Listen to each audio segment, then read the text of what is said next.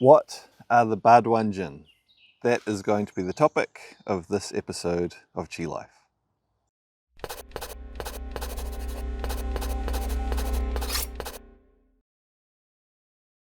So if you're getting into Qigong and you're exploring different things, maybe reading different things, maybe looking at videos, things like that, you're going to come across lots of different names and words and things to begin with that you're not going to be familiar with. And so this is going to be another video explaining one of those words that you may come across and what it means. So the Baduanjin is a set of Qigong practices, and it's quite widely practiced. But I'll give you a bit of detail around that, both in terms of the translation, what it means, its history, and yeah, a little bit of context, because there's a few things that you might encounter if you start looking up Baduanjin that might be a little bit confusing if you don't have some context to understand what's going on and some of the history behind it. So Baduanjin translates as 8 pieces of brocade. Or sometimes when people translate that into English, they might describe it in some other ways. They might describe it as 8 pieces of silk, or alternatively, 8 silken movements.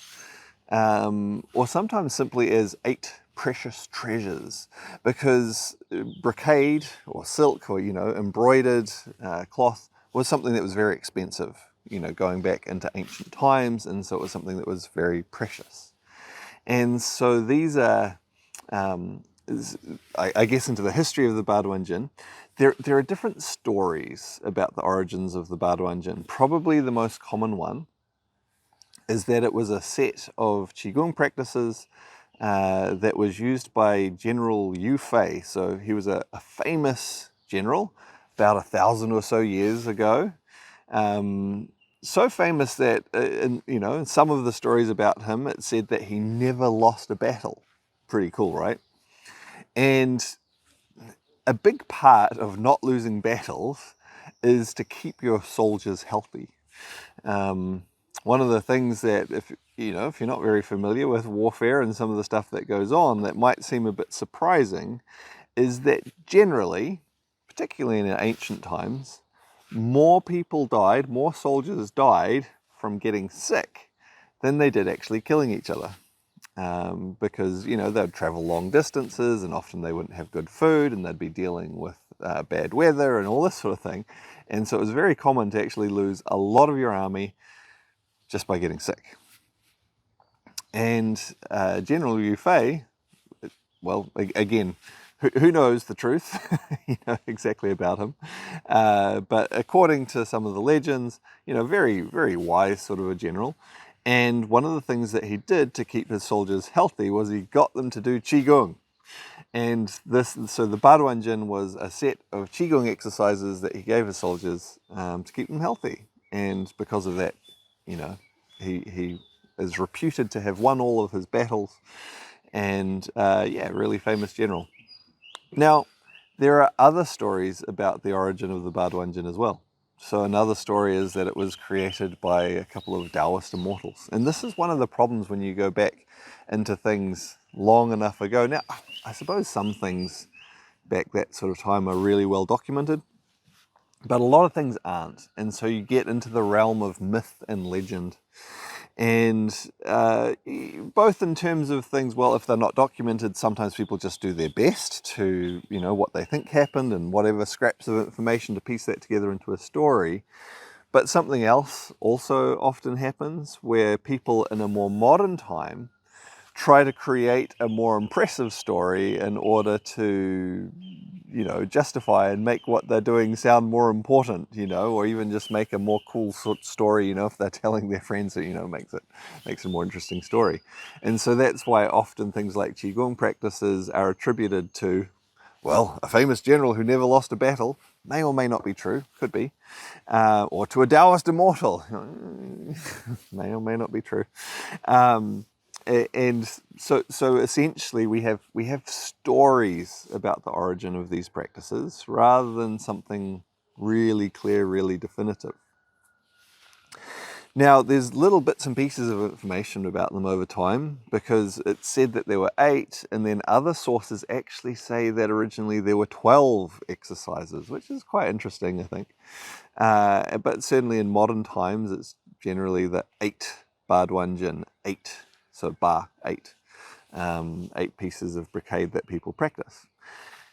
There's also, it's not clear what exactly those exercises were. Now, there are some quite ancient documents showing a set of 8 practices. And so that's probably as close as we can get to sort of a definitive answer as to what those 8 Baduanjin were. But they're not as ancient as the reputed source of these exercises. And so because of that, there are actually lots and lots and lots of different versions of the Baduanjin.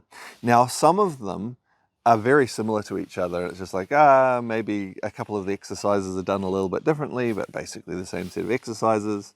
Others, it might be mainly the same exercises. 1 or 2 of them are different within the set.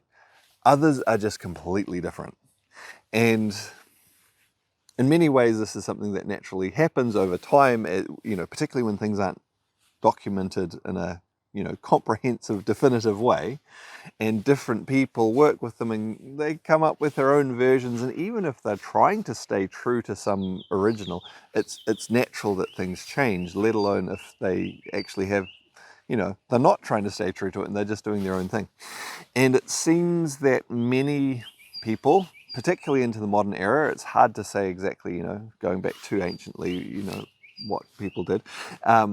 But many people seem to have taken the term Baduanjin to just mean 8 really good Qigong practices that we really like and do good things. And so they've come up with their own sets of 8 Qigong practices, that they think are really good. And so there's these different ones. And I don't think that's a problem. It's just a matter of history and of understanding, okay, when someone says Baduanjin or they're doing Baduanjin, what does that even mean? It probably means they're doing a set of 8 Qigong practices that someone at some point thought were really, really good. They may or may not have a close connection to a historic or mythological origin. They may or may not be similar to the earliest documented versions of these 8 practices.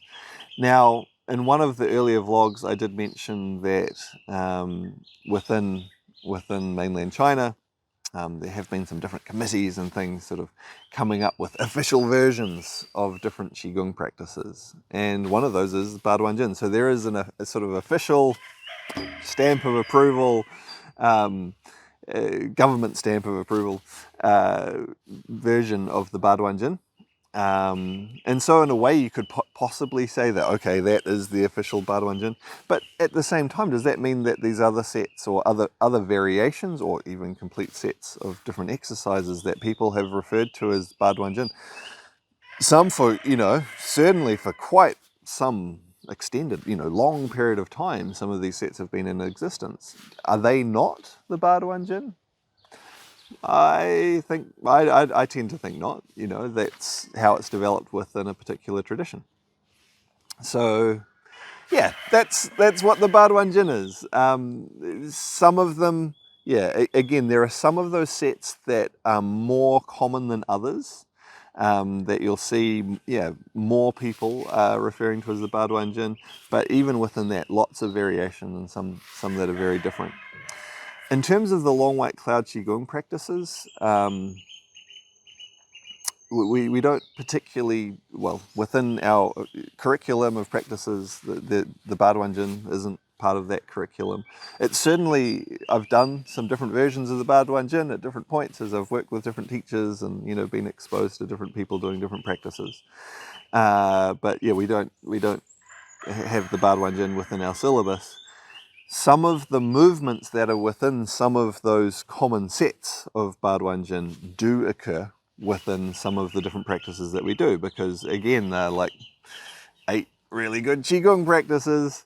And so you'll find, so particularly within 12 rivers, there's, I couldn't count them, but there's at least a few of the exercises in 12 rivers that occur in some of the more common sets of Baduanjin, but then also some of the other practices that are in some of the more common Baduanjin actually occur in some of the other Qigong practices within the Long White Cloud Qigong syllabus. So for example, there's one, even in the Wuji Qigong practices, there's one of the more common Baduanjin exercises in there, and and so on. Hopefully that's been interesting for some of you. Maybe for some of you, just a little bit of history, a little bit of context. For some of you, if you're quite new to Qigong, just understanding another one of these terms, another one of these words that you might come across.